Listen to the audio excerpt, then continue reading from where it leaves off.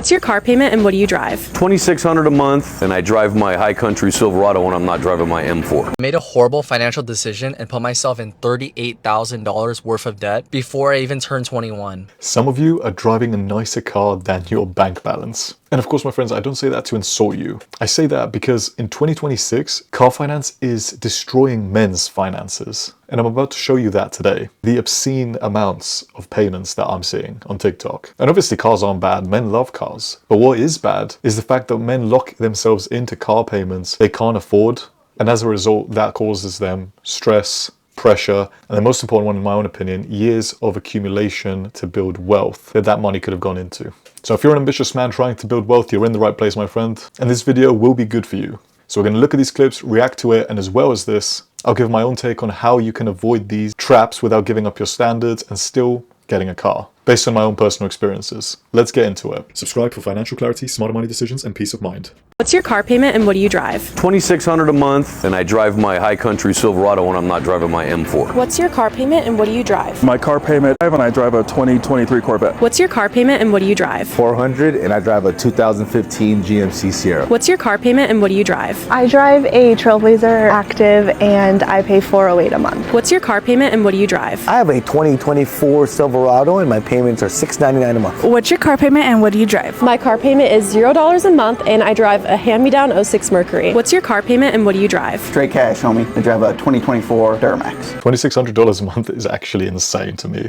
I actually researched what roughly their monthly payments would be, and it looks like it would be approximately $4,000 to $6,000. Obviously, a car salesman can potentially earn 10K plus a month, sure, but there's so many people in that video that have extraordinary car payments, and I really do not think that all of them are earning 10K plus a month. So basically it means that even if their payments are like $2,600 or $500 or $800, that's definitely more than 10%. That's definitely even more than 15 or 20% of their monthly disposable income. And that is a recipe for disaster, in my own opinion. This, my friends, is not a good idea. This is lifestyle inflation at its very finest. But especially for men, this is a repeated pattern. As the amount of money they earn increases, so does their spending onto nicer, more luxurious things instead of investing it and accruing wealth. So therefore, instead of getting wealthier, they've just upgraded their bills, which does not equate to upgrading their life. But I want you to think about this, my friends, because it gets even harder. Because when your income is already promised to the lenders or to the car company that you've made the car payment agreement with, and they're promised to take that money away from you every single month, it becomes very difficult for you to actually feel any sort of peace. And I think it's because people confuse these two things, and I really want you to avoid it, my friends, because this is, in my own opinion, how you prevent lifestyle inflation. You can focus on actually building real wealth rather than looking rich. Because looking rich and being wealthy are rarely ever the same thing. And before we go on to the next clip, which is even worse by the way, these payments don't just cost you money, they quietly cost you time because of the opportunity cost around them. Because you're able to invest less, therefore you have less freedom later on, even if you're earning substantial amounts of money. And even if you can afford it, you could have always invested more to be able to accrue substantially even more wealth over the long period of time and still have a nice car. At least for me, car payments are one of the biggest wealth killers for men. And if you agree with that, my friends, comment down below. And if not, still comment down below. It'd be very interesting to hear what your top one is. I made a horrible financial decision and put myself in $38,000 worth of debt before I even turned 21. All for this thing right here, a 2020 Model 3. Now, of course, I did do my research, crunch some numbers, and I realized that I can't afford this thing. The monthly payment for the loan is less than 5% of my gross income, which is not bad at all. Most people aim to get less than 10%. But this is just a message to anyone who's about to graduate or just graduated. You don't need a new car, and you definitely do not need a luxury car. Even though I can afford this comfortably, I still wouldn't recommend anyone else do this. I promise you, there's nothing cool about buying a really expensive car and then having to pay it off for the next 6 years. If you think about it, these fresh grads out of university are literally the target audience for these dealerships. They know that these 21-year-olds, 22-year-olds want to make sure that they look better than all their friends. So they're going to be happy to set you up with an auto loan that you're going to have to pay for a very long time. They're going to want to squeeze as much money out of you and make it look like you're getting a good deal. So don't get tricked and don't fall for buying a really expensive car that you cannot afford. Instead, just work a few years, save up some money, and then actually buy a car that you genuinely really want, like your dream car. Now, I actually do respect this guy's honesty here, but the details matter. Because this guy's saying he can afford this car comfortably, and it's only 5% of his gross income. But gross income isn't money that you get to keep. It's pre-tax. It's before rent, it's before any emergency funds, before putting money into investing, before food, before petrol costs, before insurance. You get my point. So that number actually matters quite a lot. Because in my opinion, it's the percentage post-tax, otherwise your disposable income, in regards to what actually matters. And another thing, this guy seems to be earning good money, right? If he's saying it's 5% of his gross income, even if it's his gross income. But something I don't understand is why would you put yourself into $38,000 worth of debt? And also, I'm not slating him. Like, I understand it because it's nice to drive a nice car, especially if you feel you can afford it, sure. What I don't understand is why didn't you buy the car outright? As he's literally giving that same advice, saying, wait a few years, save up, buy your dream car. And he's gone into debt to buy this car even though he can afford it comfortably. But hey, at least he's got a nice Model 3 Tesla. Let's look at some of the comments. I don't understand why people spend $40,000 on a vehicle just to look good. Summer Sperry? I have no idea too. I want to buy my first car for $13K, $8K down and finance the rest $5K. Is that good? How long should I finance it for and what would be my interest rate around?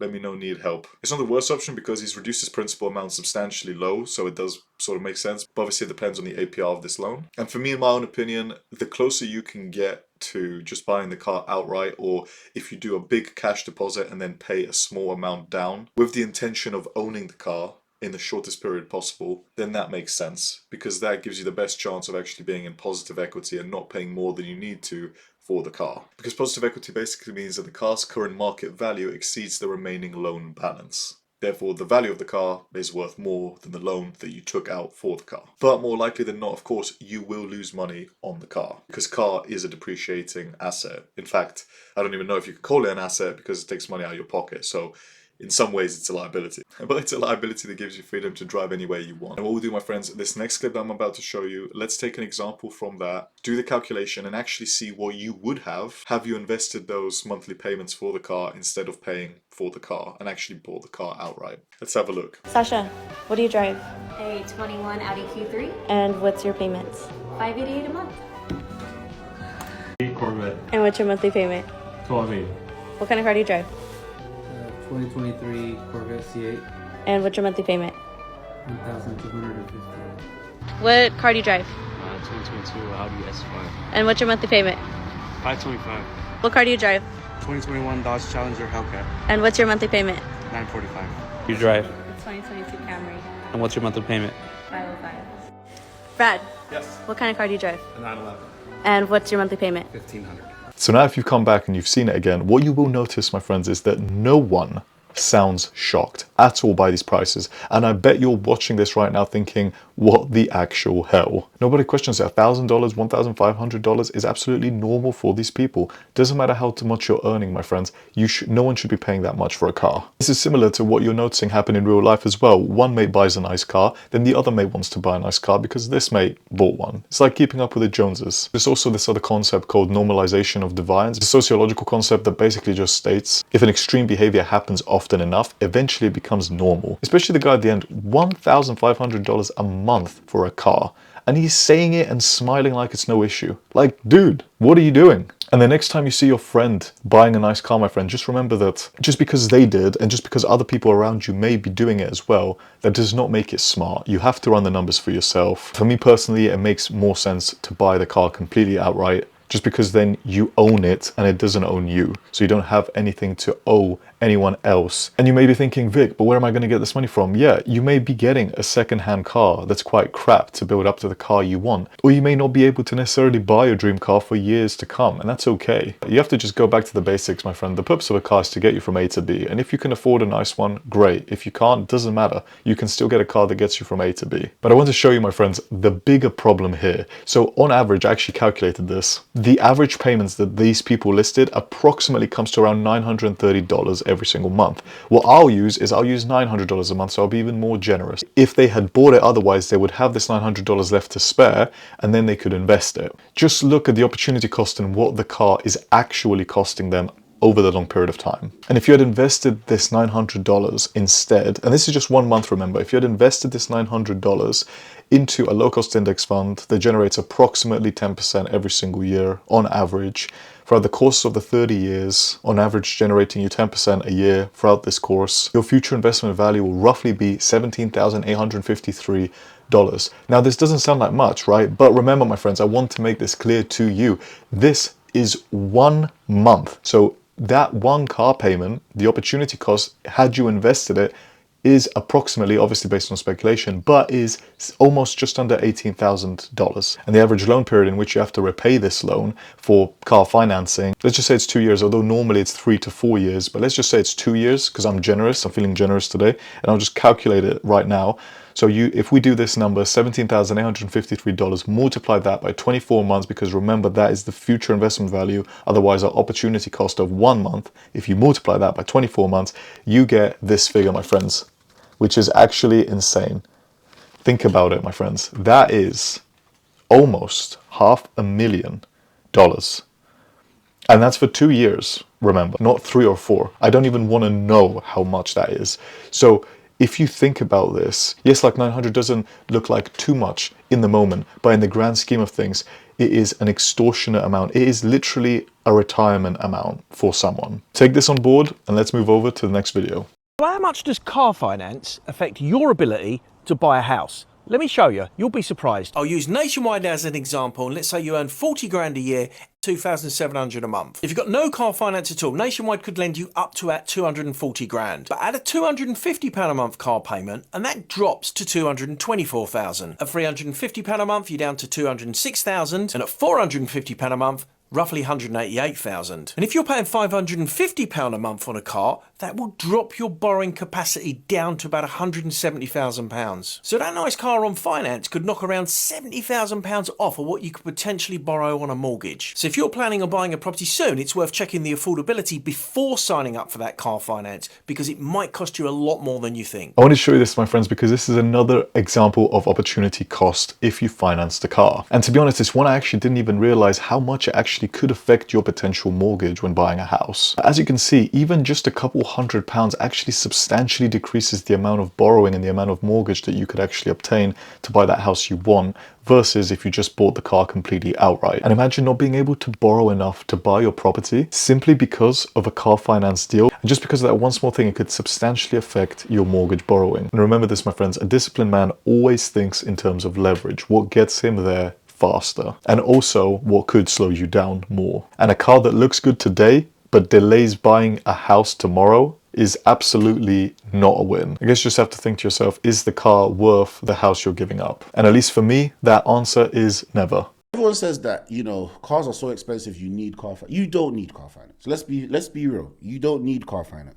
What it is, you just can't afford a car in your current state. That's why you have car finance. Hey, speak. Someone heard that, it hit them. I'm just saying. And then this is the other part. But you know, you could do car finance. Like, see, the thing that they say to justify it is, if you run a business or you have a cash flowing business, and that cash flowing business is paying for the car finance, no problem. Which is true, but let's face it, 95% of the population are employed. So what business? Do you know what I mean? The reason you're using to justify it is not even applicable to you, and you're saying that you don't need to, because the same money that you spend on a monthly on your car finance, if you save that for 1 year, you'd be able to buy a car. Will it be 2025? No. But it will function. It will get you from point A to point B. Car finance makes cars affordable, sure, but that is not why car finance exists. Car finance exists to make the dealerships and the car companies extremely, extremely rich. It makes cars that are unaffordable to most people affordable. But taking these long loan periods with the APR and with the interest you're paying on top of that, you are literally making these companies rich. And you've probably seen this, my friends. You've seen someone probably driving a very shitty car compared to one of your other mates who's driving a very nice car, and you're thinking that they're ahead of you in life. Never think this, my friend. Sure, on the odd occasion it could be like that, okay, but don't let that influence you to be buying a new car. You're on your own journey. At the end of the day, the car is there to get you from point A to point B. That's it. I know some of you guys may be thinking, oh, but it attracts women. My friend, if anyone's attracted to you because of your car, they're materialistic. You don't want them in your life anyway. Because a disciplined man doesn't buy what he makes payments on. He buys what his current reality right now can support. And every year that you spend delaying to upgrade your car, that accelerates everything else in your life exponentially more. If you focus on the right things, of course, and you act. And if you want to take action, I've left a link in the description below, which I'm consistently building to help you guys out. So if you want to check out what it is, my friends, click the link below to learn more. I got a loan for a car when I was 18 and it was the worst thing I've ever done. I got €6,000 out from the credit union and 1 month later so I'm blessed by God to still be here, and I know that, right? But I was trying to, like, it wasn't a case of I wanted the car for an A to B. Do you know what I mean? It was I wanted the car because it looked nice. I wanted the car because I was 18 and I was like, oh yes, I'm gonna look the man driving this thing. But that's not what it's all about. That really isn't what it's all about. Getting myself in debt and then crashing the car, it taught me so much, like, do you know what I mean? It was a big waste of money. First of all, I could have saved so much money by getting a car that was not as expensive at the time. Now I know car prices have risen way, like €6,000 for the car I got I don't think would have got it nowadays. Do you know what I mean? But don't get that loan, man. Save your money, get something smaller. I do feel for this guy because he's extremely unlucky to get even a loan out, like finance the car and then get into a crash. But I'm glad he's okay and that he's learned a very expensive lesson, but still, again, my friends, it's not worth buying a car just for a status symbol to look the part in someone's eye, even if that's your friends. Pride does tend to pull people a lot into costly decisions. And I understand you want a nicer car and you want to feel like you've made it when the worst financial decisions happen. Because even if you can afford a car, you need to protect yourself if something does happen. And you need to have a backup plan for it, aka an emergency fund to cover these sorts of emergencies. That's all I have for you today, my friends. If you did like this video, make sure to obviously give it a like. And down below what other videos you want me to react to similar to this one, or in relation of personal finance. And subscribe to this channel to get better financial clarity and build up your financial mindset so you become smarter with money. Or you could just subscribe if you enjoy these videos. YouTube recommends you watch one of these 2 videos over here. Click one, and I'll see you over there, my friends.